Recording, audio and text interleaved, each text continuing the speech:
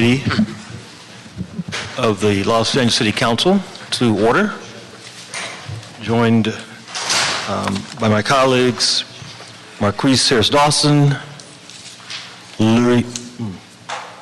Nuri Martinez, and Paul Krikorian. Mr. Clerk, what is the first item? Item number 1 is a CLA report relative to a market and economic impact analyses for the proposed Los Angeles Convention Center development. Okay. Gentlemen, to the table, please. Good afternoon, John Wickham with the Chief Legislative Analyst.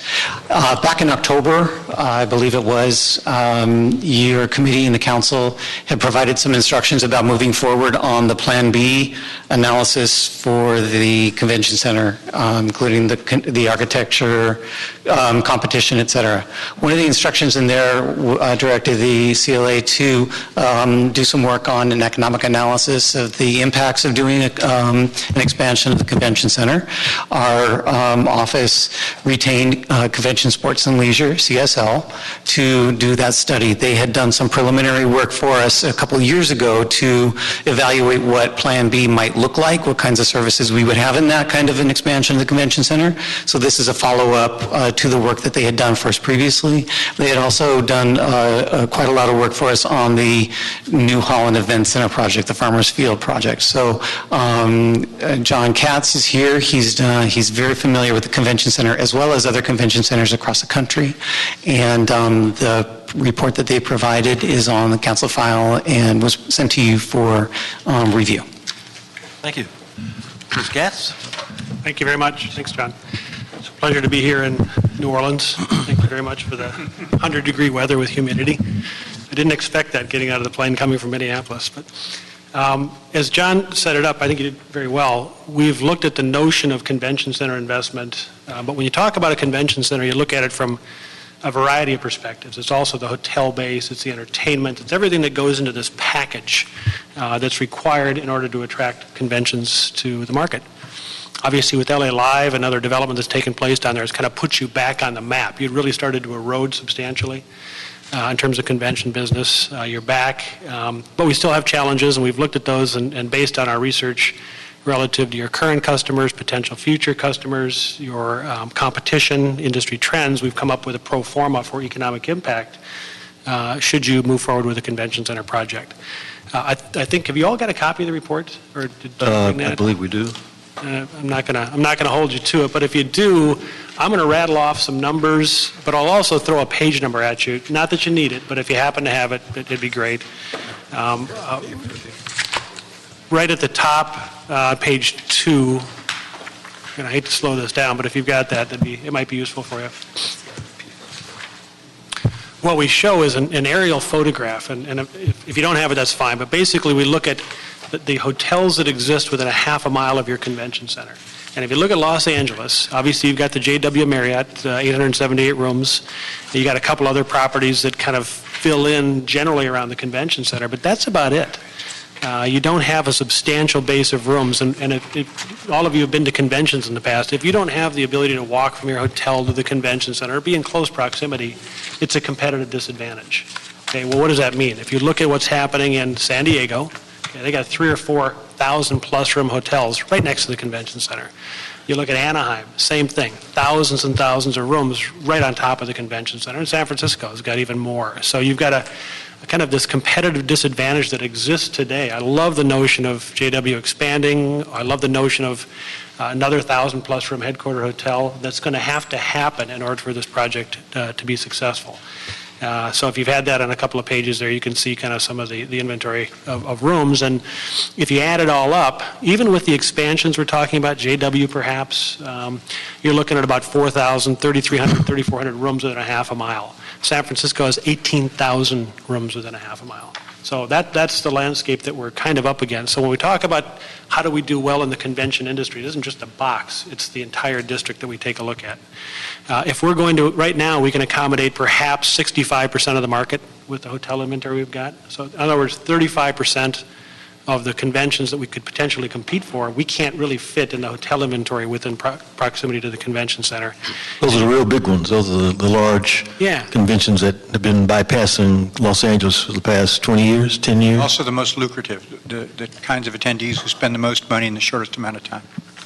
Exactly. Now, to get to 85%, you need about 5,800 rooms within a half a mile of the convention center, or in that general proximity. So we're still 2,500 rooms short in terms of. So even the development we're talking about now with the headquarter hotel, it's great progress. My personal opinion is, once this project is unveiled and once we move forward, you're going to see hotels starting to pop up. It's just too lucrative a market.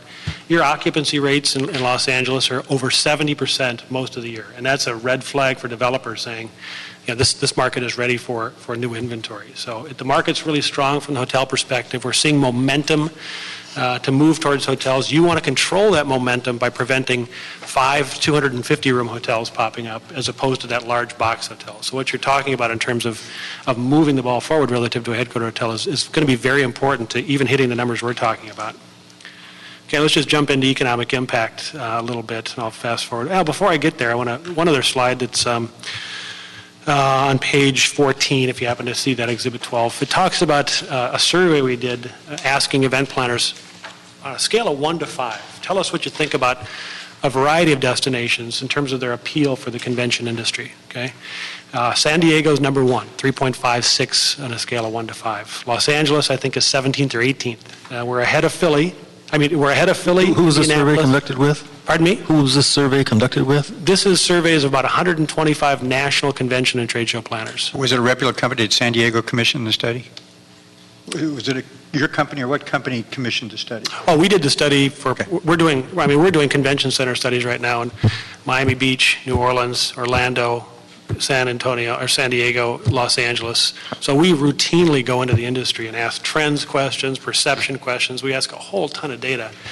It occurred to us that this is very relevant, because what's happened is Los Angeles, as far as we've moved in the convention area, we still haven't gotten to a level of a San Diego or an Anaheim or some of these other markets that have just simply a better product.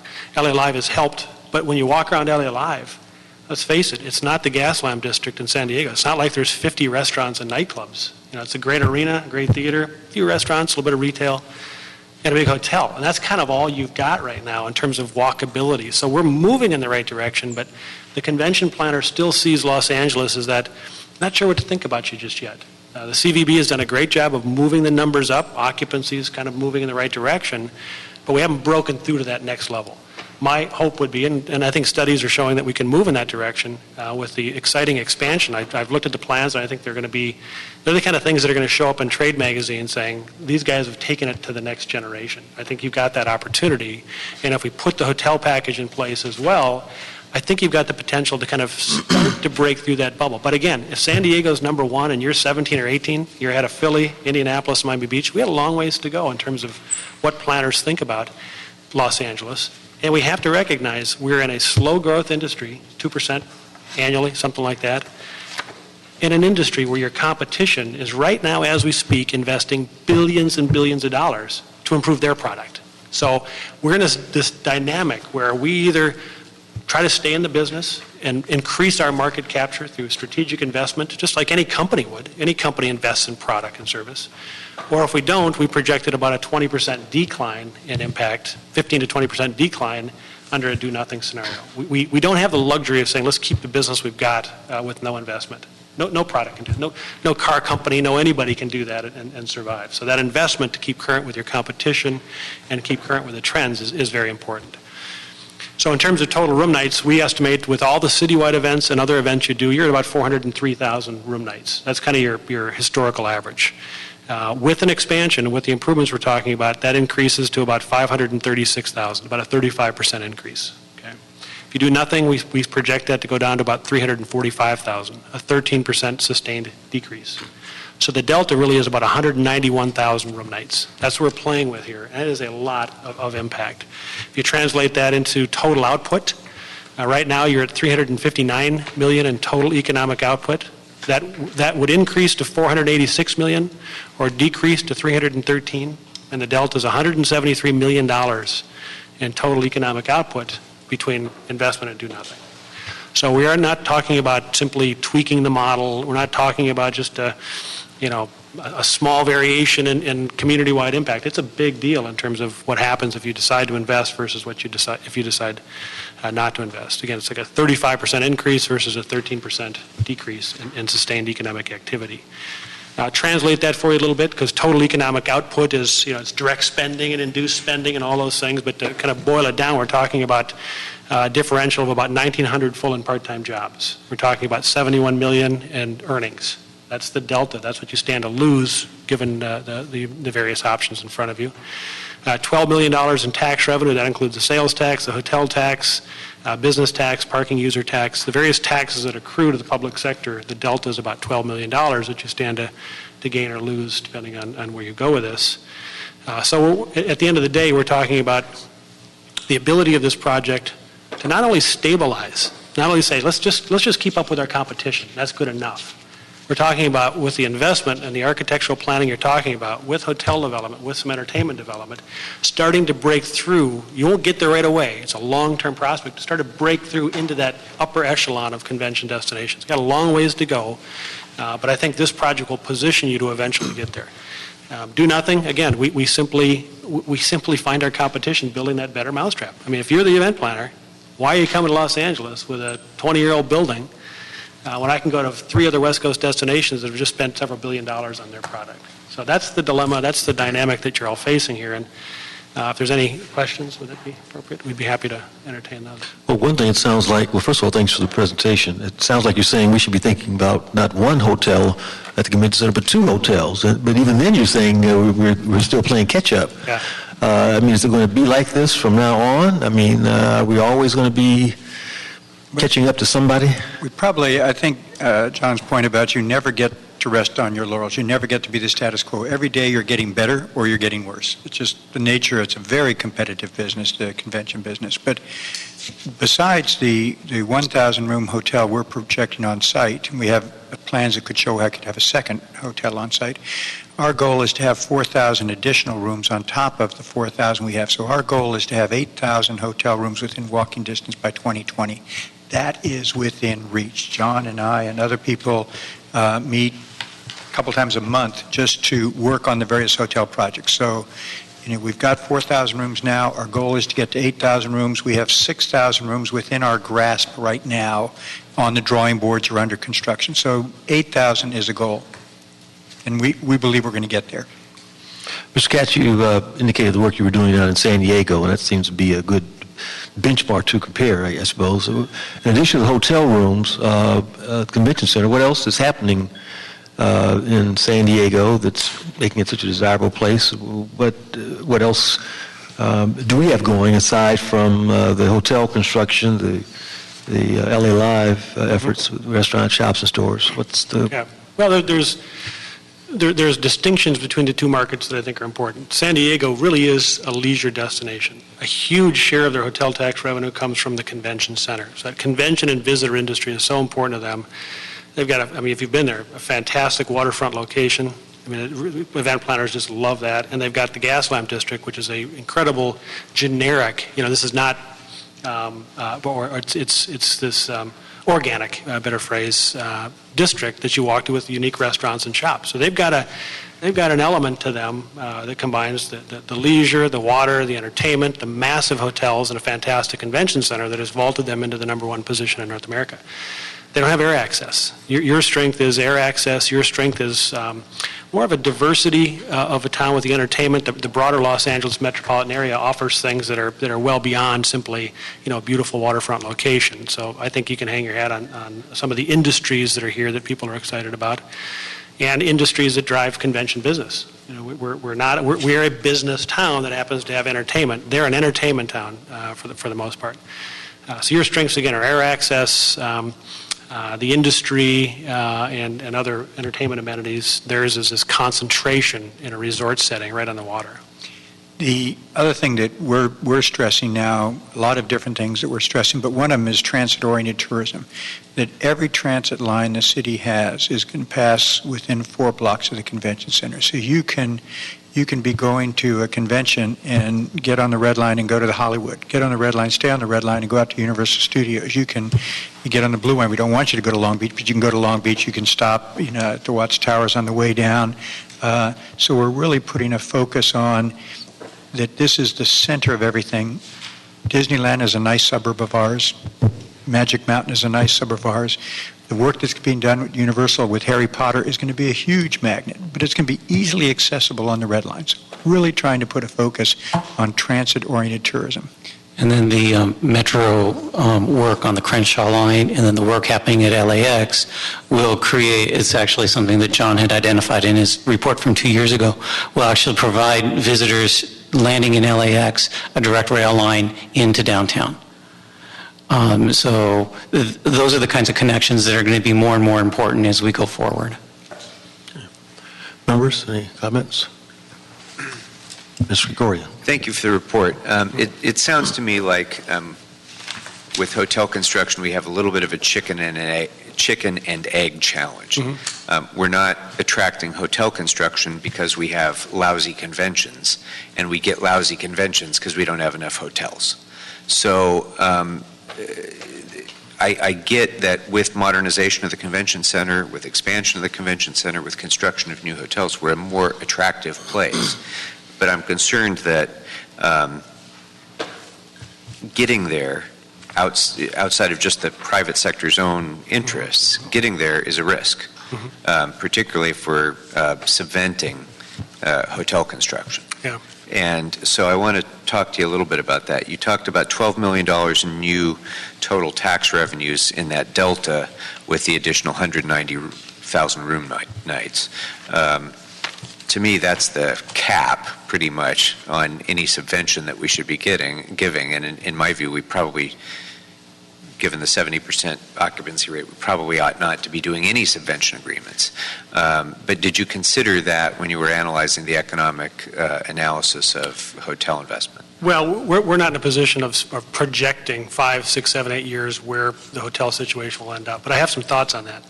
So if you go to any major city, there is, with respect to the convention center and its required hotel inventory, a couple of elements that are important. One is the big box hotel or multiple big box hotels. And they start at 800 rooms and they go to 1,300, 1,400 rooms. You need those to be successful. JW Marriott is your current version of that. In most markets, the challenge is once you get past 500, 600, 700 rooms, the economics become much more challenging for those last 500 or 600 rooms. The developer is saying, I'm happy to do 600 all day long, and I won't need much of a subsidy. But if you want to make 600, 1,200, the economics and the risk that I have to absorb require you to provide some sort of subsidy. And we see that in market after market where the public sector is saying, we're willing to provide a reasonable amount of subsidy, perhaps in exchange for a room block agreement, in order to get that deal done. So you see those projects take place. Then what happens is, where do we go from there? We have successfully now kind of corralled demand to create this large hotel. Are we in a market that's going to see, over time, that 250, that 5, that 550, that 4, the additional hotel development take place? Now, we have not studied that, but my sense is, and I think Bruce Bolton and PKF and others have looked at this, when you're running, 70+% occupancy at a very good rate, it would surprise me if you wouldn't already have, and John, you can speak to this, already had developers kind of pounding on the door saying, we want a piece of this. So I think it's reasonable to say if we can control the large box and do whatever we need to get that done, the numbers you're talking about, Bud, are probably realistic over a 6-year, 5, 6, 7-year period. And Councilman, it's not on your agenda today. Jenny Scanlon happens to be here, but at the June 30 meeting, you also authorized EWDD to do another consultant on the hotel request for information, RFI. So that's being worked on now, and that will be a deeper dive on the hotel aspect of this. Okay. I was glad, Mr. Overham, that you brought up transit, because right now Los Angeles has the most ambitious transit investment program in the country, with 5 rail lines currently under construction right now, all of which will benefit the center. traditionally, the model has been walking to the convention center.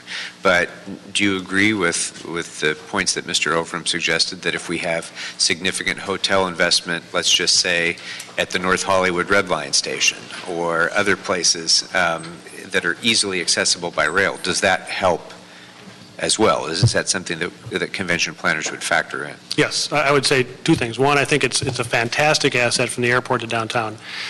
Event planners we talked to are starting to focus on that. You're seeing that in more and more cities, just the ability to shuttle back and forth.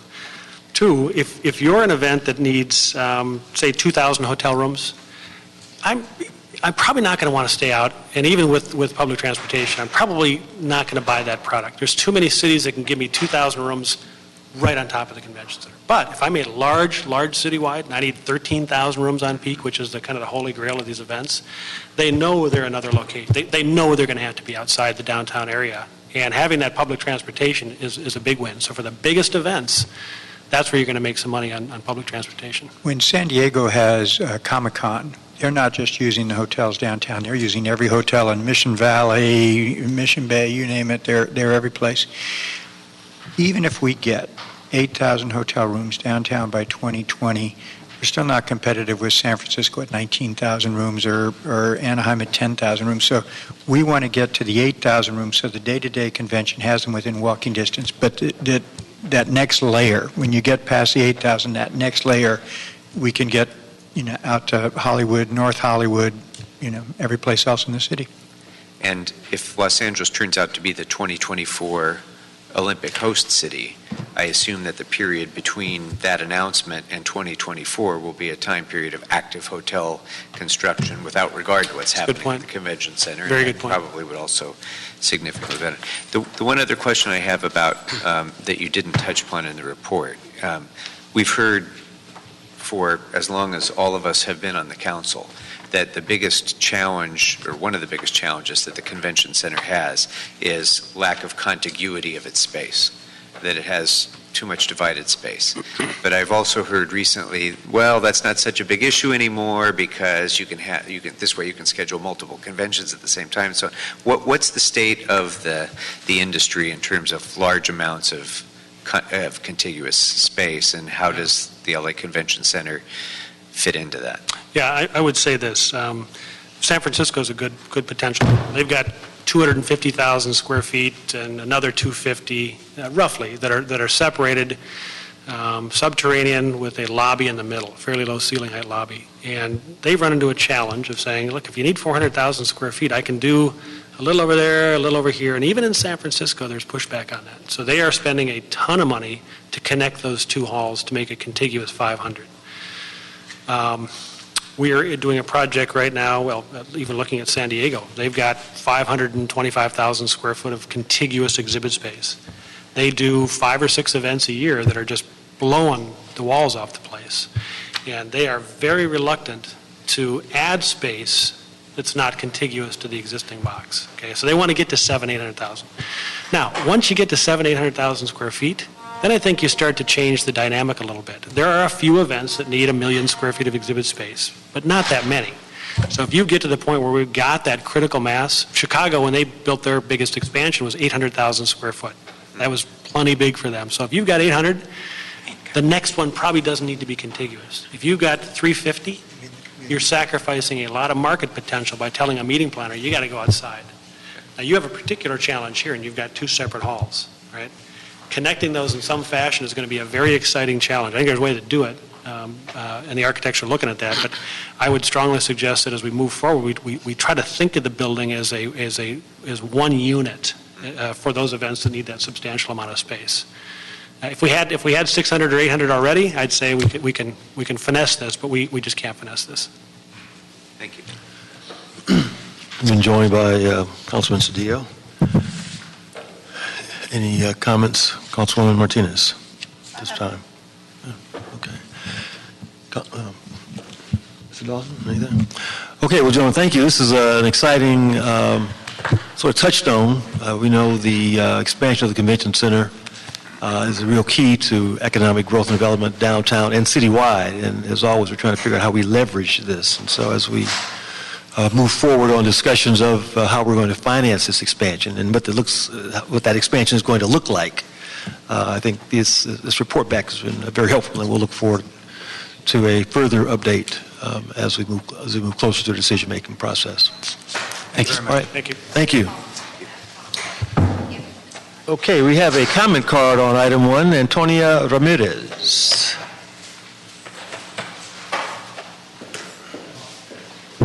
Thank you very much. I say no to moving forward with this event. First of all, I have stayed as a homeless taxpayer analysis, as a homeless taxpayer's individual. I would like to say that I have stayed at the JW Marriott, and the thing that they lacked was, again, privacy. You have no privacy.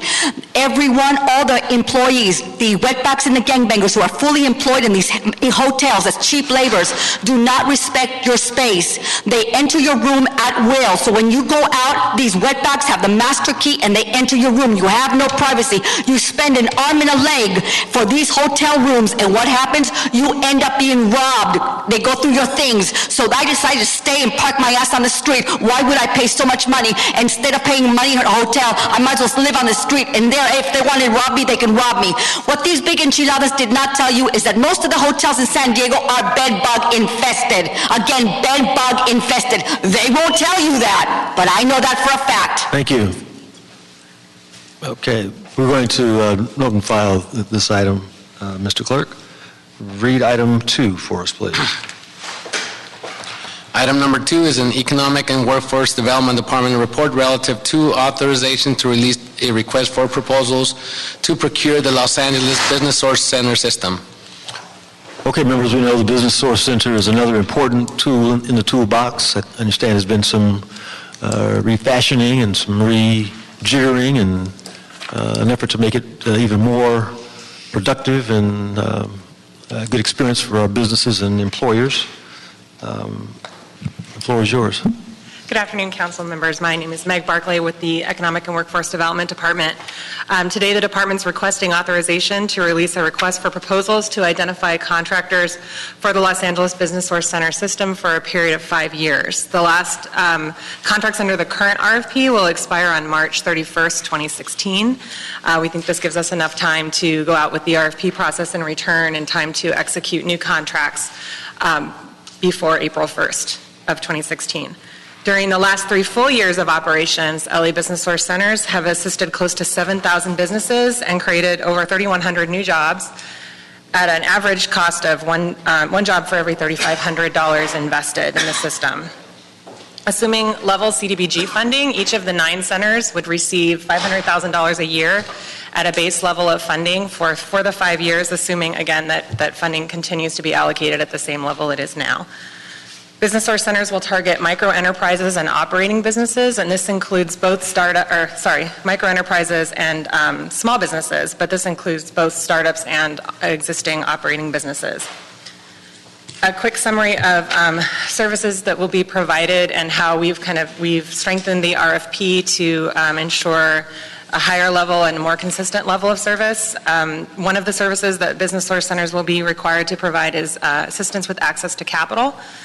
And one of the strengthening measures that we've taken in the RFP is to now require applicants to show formal relationships with a variety of lenders, so that as businesses are coming in and receiving services, that the Business Source Centers have access to lenders to help them get financing if that's what they need. A core level of business courses are expected to be provided, a standardized list of courses that each center will provide. We've added 2 classes to that list, employee training and green clean tech transitions, going along with the types of more up-to-date skills that businesses need to succeed. Additionally, Business Source Centers will provide one-on-one business assistance services, including such services as business plan development, small business legal considerations, and things like that. Also, Business Source Centers will be required to show that they can provide virtual services and have an online presence. They will demonstrate leverage, meaning services provided with funding other than funding from the city. Signed partnerships with WorkSource centers, technical assistance meeting city procurement requirements, and accessible location and hours. And one of the other adjustments that we've made, even since our initial draft went out in August, was to add 5 bonus points for applicants that will commit to provide services at an additional location, regularly scheduled services at a location in addition to the traditionally required 1 bricks and mortar location. So that could be a mobile service or Yeah, it could be a satellite mobile service, activity. a satellite office. If they have regular office space they're able to work out of in partnership with another organization in the community.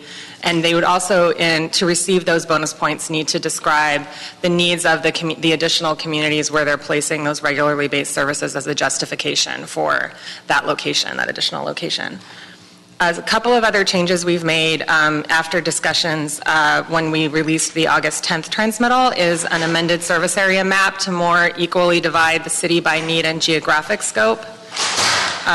As I mentioned, the 5 bonus points, and also an additional instruction to the Economic and Workforce Development to, when we return with recommendations for business source center contractors, to provide a description of data that would be used if any additional funding is provided above this base level of funding, to demonstrate the need for funding and allocate that additional funding above a base level by need for business source services. Pending council and mayor approval, we would return to council in mid-December with recommendations for business source center contractors in order to execute contracts by March 31st, 2016. Okay, good. Members, any comments? I have 2 questions. How do you feel about the performance of the current contractors? I feel pretty good about the performance of our current contractors. We get a lot of service for the CDBG funding that we invest in the system, and we have the contractors report monthly on metrics that we have a little summary in attachment 2 to the transmittal that sort of describes some of the metrics that they report on about the number of startups, pre-startups, operating businesses they assist, jobs created and retained, number of loans that they're helpful in getting approved, the amount of funding that is associated with those loans. It's a pretty good, when you look at, for instance, in the last year, $37 million in loans assisted, or, loans that they assist businesses to successfully close for the $4.5 million that we invest in the system. That's a pretty good return. One more question, Mr. Chair. Do you feel that the new RFP will trigger responses from new organizations? That's our hope, that we'd have a nice, robust response so that we can make sure that that we get the types of services that we need to help these businesses establish and be more profitable and make more jobs. Yeah, I hope so too. Okay, thank you. Okay. Other questions? One quick one. Yes. Sorry, I'm trying to flip through real quickly, and I'm sorry if I missed this, but in the scoring criteria, is there going to be any consideration of a contractor's ability to communicate and do outreach with underrepresented small business communities? Well, we do ask them to describe the types of services and how they'll put the services out based on the needs in the service area that they are applying for, and so that would, I would assume, require that they would demonstrate all of the needs of the businesses that, and traditionally I would think businesses that would come to a business source center for services would be underserved and underrepresented because they're having a difficult time being profitable on their own. Makes it that much more important that they're able to do that kind of outreach and communicate in multiple languages. And absolutely. Okay, thank you. Piggybacking on that, so what do you see the relationship being between the family source centers and the workforce centers? What's the connection with the business source centers?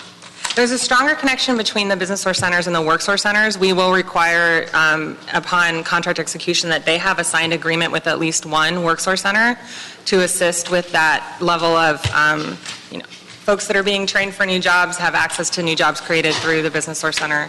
I'm not familiar with any interaction between the business source centers and the family source centers, though. I don't know. Miguel Acuna is here from Economic and Workforce Development. He works with the system day to day. Are you?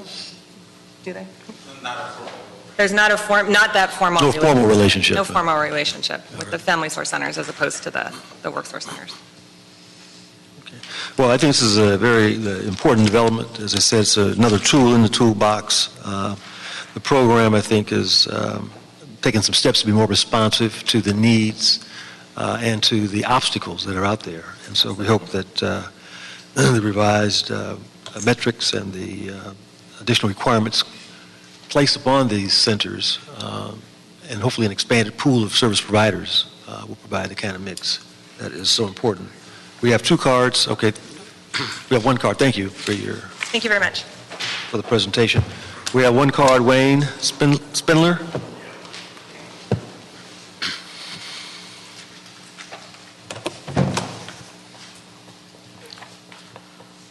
Yes, the item 2, right? Correct. Okay. Yes, this is the Business Source Center system, so thank you for the fiscal impact statement, but none for the community impact statement. You're going to create jobs, you got to have a community impact on that. But one of the things you're not doing in your community impact and fiscal impact is, are you counting on the $15 minimum wage that's going to destroy 3/4 of the small businesses in this city with 5 or less employees? You haven't figured that out. So when you lose all the jobs at minimum wage that you're going to lose, I hope the Economic and Development Department can get all of these new people jobs that are going to be jobless, along with the homeless. So I think LA's unemployment rate by about 2020 should be about 17 to 20%. I think that's a conservative number. And you should all be very proud of yourselves. I mean, I'm proud of you. I'm proud of Herb Wesson. I'm proud of the work you're doing to bankrupt the city. Thank you for your comments. Without objection, members are going to adopt the EWD recommendations in the amended report dated September the 4th, 2015. Without objection, that will be the order. Okay. Item 3.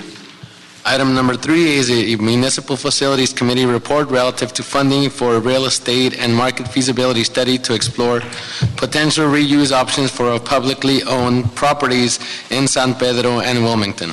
This item was also referred to the Trade, Commerce, and Technology Committee.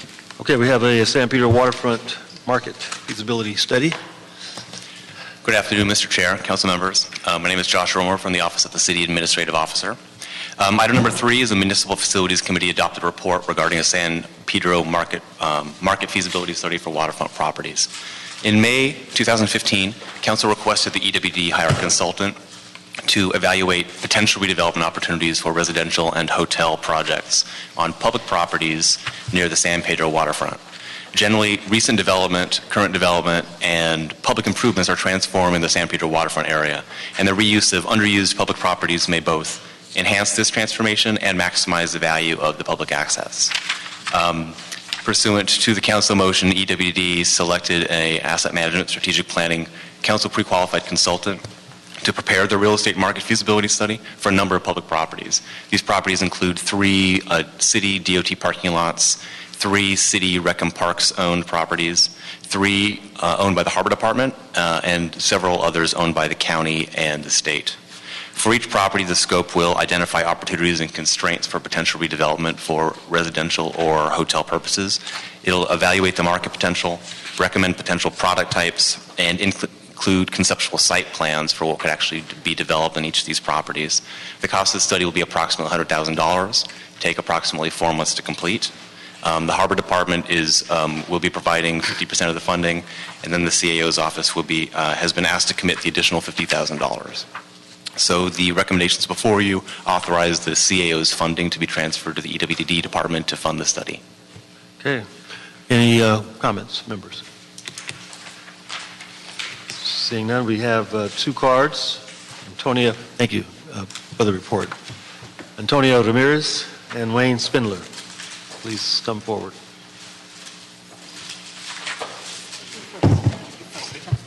Okay, I go first? Yeah, go ahead. Yes, congratulations again on another consultant contract. I'm so happy about this. It's good that people can come to this city and get consultant contracts for $100,000 to do absolutely fucking nothing. You got beach and waterfront property, and you're too stupid to be able to develop beach and waterfront property, the most expensive and rarest properties in the United States, with the most perfect climate year-round. And you can't figure out what to do with it? It's amazing. It's just fascinating how we own this land. So do something, instead of the consultant contract, sell it to Donald Trump. And let Donald Trump develop it into a high-rise commercial mixed-use residential. Donald Trump for CD15. Yes, sir. Bravo, bravo. Thank you for your comment. Ladies and gentlemen, the City of Los Angeles leases or rents out the empty large-size lot to all movie studios to use for filming. This lot is located at 1st and Spring Street, next to the Grand Park. Today you have Buena Vista Studios and their whole entourage of camera crew, and they come in around 2 o'clock in the morning. The only problem with all these studios is that they hire all these criminal, illegal wetbacks and Chango gangbangers as security to Please stay on set the up subject. I'm sorry? Stay on the subject, please. Well, if this is a good thing, it seems like it is a good thing, because here you had an empty, vacant lot right next to the Grand Park. And the City of Los Angeles utilizes it now for a good thing, a wonderful thing. I'm sorry, ma'am, that's not on the subject, please. Well, it is on the subject. Item We were two. talking about real estate and the market, so I think this is a wonderful feasibility. It is a wonderful thing. Okay. Again, this is a movie studio that is being rented out by the City of Los Angeles, so it's wonderful. Thank you for your comments. Thank you. Okay, we're going to, without objection, approve the market feasibility study recommendation. Okay, that will be the order. Okay, we've got general comment cards from Antonio Ramirez and Wayne Spindler. If you two care to come forward. 60 seconds each. I'm sorry? You have 60 seconds. Los Angeles will be unsuccessful in the convention center, hotels, and entertainment market until it first recognizes that they need to stop hiring these nosy, jealous, uncivilized, racist, hate-mongering wetbacks and Chango gang-banging thieves. In the hotels, i.e. JW Marriott, Beverly Hilton Hotels, Beverly Hills Plaza, Holiday Inn, Travelodge, etc. Hire military veterans and stop interrupting and censoring and denying us the right to speak, Gil Cedillo, and all you other wetbacks and gangbangers. I have a right to speak. I am a legal law-abiding citizen. I came here with the approval of the Department of Justice. That's more than I can say for you, so stop censoring me. I'm putting you on notice. Having said that, let's protect the Americans and tourists from being victimized at hotels when they go into rest, into these hotels. Let all big enchiladas at the hotels know about ex-FBI agent Ted Gunderson on YouTube, who exposes gang stalking. Ted Gunderson on YouTube, gang stalking. Thank you. Thank you. Mr. Spindler. Yes, economic development. First, sell the Los Angeles Department of Water and Power. It's being run as a criminal organization, raising your rates in a criminal way, investing in many, many types of investments that are not 501c3 observed.